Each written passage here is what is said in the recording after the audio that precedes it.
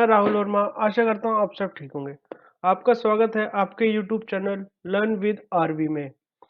Last video में हमने सीखा था कि टैली प्राइम कैसे डाउनलोड करते हैं और आज हम सीखेंगे कि टैली प्राइम में कंपनी कैसे क्रिएट करते हैं। मैं वो वीडियो अपनी आई बटन में डाल दूंगा, तो आप देख लेना टैली प्राइम कैसे डाउनलोड करते हैं। सबसे पहले टैली प्राइम का इंस्टॉल करने के बाद कुछ ऐसा इंटरफेस आप लोगों को नज़र आएगा। सबसे पहले ये वीडियो मैं कोई बिजनेस पर्पस के लिए नहीं बना रहा हूँ, ये सिर्फ एजुकेशनल पर्पस के लिए है। तो हम एजुकेशनल मोड पे क्लिक करने के बाद आगे चलेंगे, तो हम कंपनी क्रिएट करेंगे। कंपनी क्रिएट करने के बाद कुछ ऐसा इंटरफेस नजर आएगा जिसमें हमें अपनी कुछ कंपनी की डिटेल भरनी पड़ेगी। सबसे पहले हम कंपनी नेम, आप कोई भी नाम ले सकते हैं अपनी कंपनी में। मैं डाल रहा हूँ XYZ कंपनी। यहाँ मेलिंग नेम वो होता है जैसे हम कंपनी का पोस्टल एड्रेस, कि हम अपनी कुरियर वगैरह कहाँ भेजेंगे, हम बाय डिफॉल्ट सेम ही रखेंगे क्योंकि हमारी कंपनी का नाम, हमारी वो एड्रेस है वो सेम ही रहेगा। एड्रेस डाल देंगे हम, जहाँ भी हमारा एड्रेस है जहाँ का, वो हम एड्रेस डाल देंगे। उसके बाद हम स्टेट सेलेक्ट करेंगे। स्टेट आपका जो भी है, बिहार जो भी है, चंडीगढ़, हम दिल्ली सेलेक्ट कर रहे हैं।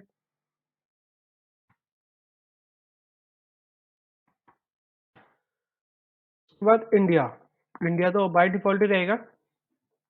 पिन कोड, जहाँ का हमारा पिन कोड है हम वो पिन कोड डाल देंगे। टेलीफोन नंबर डाल देंगे, मोबाइल नंबर डालेंगे। फैक्स है तो आप फैक्स नंबर भी डाल सकते हैं। ईमेल कंपनी का डालें, वेबसाइट डाल दें। उसके बाद फाइनेंशियल ईयर बिगिनिंग फ्रॉम, कि हमारा फाइनेंशियल ईयर स्टार्ट कब से हो रहा है, तो वो हम डाल देंगे जो भी है, 19 से 20 से 1 अप्रैल 19 20 21, जहाँ से भी आपको फाइनेंशियल ईयर स्टार्ट करना चाहते हैं आप कंपनी का, वो वहाँ से डाल सकते हैं अकाउंटिंग। बुक्स बिगिनिंग फ्रॉम, जैसे कंपनी क्रिएट तो आपने 1 अप्रैल 20 से कर लिया, उसके बाद क्या होता है कि हमने कंपनी क्रिएट कर ली पर हमारी बुक्स अभी स्टार्ट ही नहीं हुई, हमारी अकाउंटिंग, तो हम वो डेट भी डाल सकते हैं। तो अकाउंटिंग की डेट भी डाल सकते हैं पर बाय डिफॉल्ट सेम रखेंगे, इसमें कोई प्रॉब्लम नहीं है। उसके बाद सेट टैली वॉलेट पासवर्ड, तो हम अपनी कंपनी को कोई पासवर्ड डालना चाहते हैं, जैसे खोलने से पहले पासवर्ड मांगे तो हम पासवर्ड भी यहाँ पर डाल सकते हैं। उसके बाद बेसिक करेंसी सिंबल, कि करेंसी सिंबल जब आएगा जब हम यहाँ स्टेट सेलेक्ट कर लेंगे या कंट्री सेलेक्ट कर लेंगे। अगर आप दूसरी कंट्री डालेंगे तो बाय डिफॉल्ट नीचे के सारे फीचर्स की वो करेंसी ऑटोमेटिक चेंज हो जाएगी। इंडिया तो हमारी बाय डिफॉल्ट रुपीज ही रहेगा। यहाँ एंटर करने के बाद हम आगे चलेंगे और एक्सेप्ट कर लेंगे। एक्सेप्ट करने के बाद हमने कंपनी क्रिएट कर ली। अब उसके अंदर काम करने के लिए कुछ फीचर्स हमें इनेबल करने पड़ेंगे जो जो हमारी कंपनी को मतलब कंपनी के लिए ठीक रहेंगे। ठीक है, तो हम देखेंगे accounting, maintain accounting, enable bill wise entry, हमें बिल वाइज एंट्री चाहिए तो हम यस करके आगे चलेंगे। जो जो आपका ऑप्शन आपको देखने लग रहे हैं कि आपके हिसाब से ठीक है, सबसे मेन हम ऑप्शन सेलेक्ट करेंगे जीएसटी टैक्सेशन। टैक्सेशन में क्या होता है, just enable goods and service tax, तो हम जीएसटी पे यस करेंगे। उसके बाद स्टेट सेलेक्ट कर लेंगे, रेगुलर, रेगुलर एंड कंपोजिशन, ये होता है कंपोजिशन में हम जो कंपोजिशन वाले जो डीलर होते हैं उनकी रिटर्न मतलब साल में 2 बार जाती है, मतलब हर 6 महीने में रिटर्न जाती है उनकी। और रेगुलर होता है जो अपने मंथली रिटर्न भरनी पड़ती है। तो आप लोगों को ध्यान रखना है कि हमें रेगुलर सेलेक्ट करना है, कंपोजिशन में सेलेक्ट करना है। दोनों का जो जीएसटी अप्लाई करते हैं वो दोनों अलग अलग चीजें होती हैं। ठीक है, उसके बाद आपको पता है जीएसटी कब से एप्लीकेबल है, आपने फाइनेंशियल स्टार्ट किया होगा 1 अप्रैल से, तो वो डेट डालनी है। उसके बाद आपको जीएसटी नंबर डालना है। नेक्स्ट उसके बाद आपको जीएसटी R1 रिटर्न के बारे में पूछ रहा है। तो अगर आपको एक 1 करोड़ से ऊपर की टर्नओवर है आपकी, तो हम यहाँ पर मंथली सेलेक्ट कर लेंगे।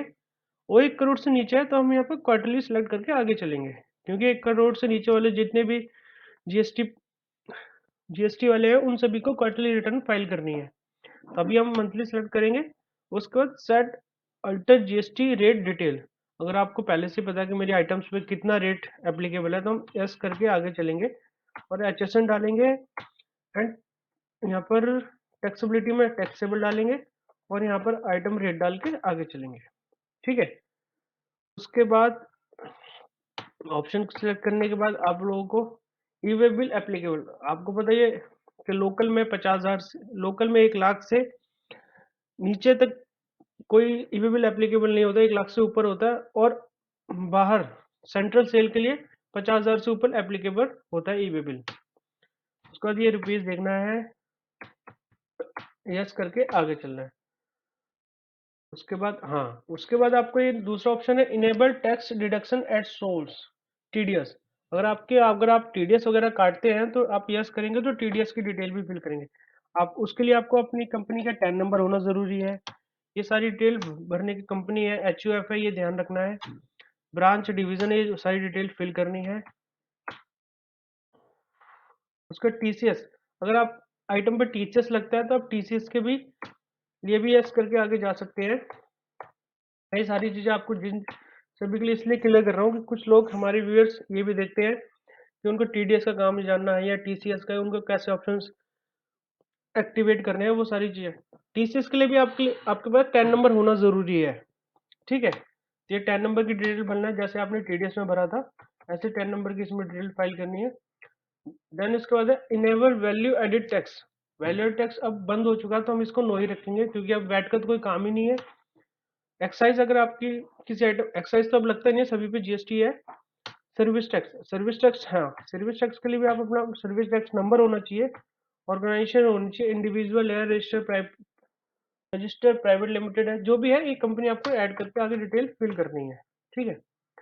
ऐसे उसके बाद आपको पेरोल करना है, पेरोल एंट्री यस करके आगे चलेंगे। बाकी यस एंटर एंटर करने के बाद ऐसा कंपनी क्रिएट हो जाएगी आपकी, ठीक है। हमने कंपनी क्रिएट कर ली है। उसके बाद हम देखेंगे, हाँ नेक्स्ट, उसके बाद हमने कंपनी क्रिएट कर ली। अब हम नेक्स्ट वीडियो में सीखेंगे वाउचर कैसे क्रिएट करते हैं, ठीक है। और उसकी नेक्स्ट वीडियोस में हम आपको कुछ ऐसे धीरे धीरे सारी टैली के बारे में बताएंगे डिटेल। आप मेरे साथ बने रहे, धन्यवाद।